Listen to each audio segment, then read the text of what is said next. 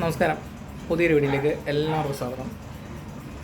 നമ്മുടെ ശശി തരൂരുണ്ടല്ലോ, കോൺഗ്രസിൻ്റെ മുൻ കേന്ദ്രമന്ത്രി, അദ്ദേഹത്തെ കേന്ദ്ര സർക്കാർ അഥവാ BJP സർക്കാർ ഓപ്പറേഷൻ സിന്ദൂറിൻ്റെ ഭാഗമായിട്ട് അതിനെക്കുറിച്ച് വിശദീകരിക്കാൻ ലോകരാജ്യങ്ങൾ സന്ദർശിക്കാൻ ഇന്ത്യയിൽ നിന്ന് പല സംഘങ്ങൾ അയക്കാൻ തീരുമാനിച്ചിട്ടുണ്ട്.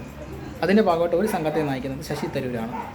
പ്രതിപക്ഷ പാർട്ടികളോട് ചോദിച്ചിട്ടൊക്കെയാണ് ഇങ്ങനെയൊരു തീരുമാനം കേന്ദ്ര ഗവൺമെൻറ് എടുക്കുന്നത്. കോൺഗ്രസിനോട് ചോദിച്ചപ്പോൾ അവർ കൊടുത്ത ലിസ്റ്റിൽ ഈ പറയുന്ന ശശി തരൂരില്ല. അദ്ദേഹം ഓപ്പറേഷൻ സിന്ദൂറിൻ്റെ ഭാഗമായിട്ട് ഇന്ത്യ നടത്തിയിട്ടുള്ള നടപടികൾ ആദ്യമേ തന്നെ പിന്തുണയ്ക്കുകയും സ്വീകരിക്കുകയും ചെയ്ത ഒരു നേതാവാണ് ശശി തരൂർ.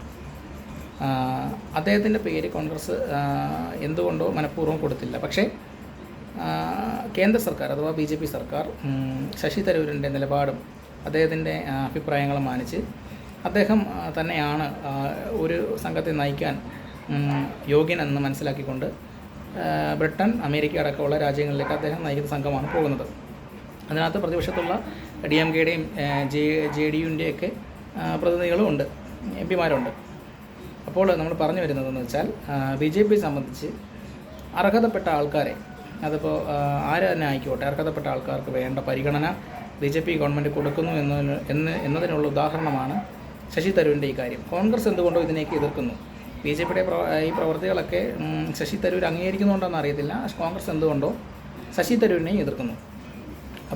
പക്ഷേ ശശി തരൂർ കേന്ദ്ര സർക്കാരിൻ്റെ ഈ നിലപാട് സ്വാഗതം ചെയ്തിട്ടുണ്ട്. അദ്ദേഹം അത് ഇന്നലെ തന്നെ അത് പുറത്തുവിട്ടിട്ടുണ്ട്. അദ്ദേഹത്തിന് കിട്ടുന്ന ഒരു ബഹുമതിയായിട്ട് തന്നെ അദ്ദേഹം കരുതുന്നു.